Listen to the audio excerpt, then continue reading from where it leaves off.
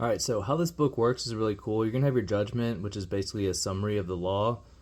Some of the laws are broken down into two parts, such as Law 3. This is broken down into two parts. You're going to have Part 1, then you're going to have the transgression of the law. So the transgression of the law is going to be a historical reference on how someone did not use the law and how that led to their demise. So they didn't use the law, and the example is how that led to their demise.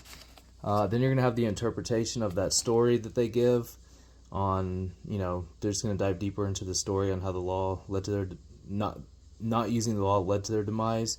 And then you're always going to have the observance of the law. The observance of the law is going to be a historical reference when someone did use the law and how it benefited them.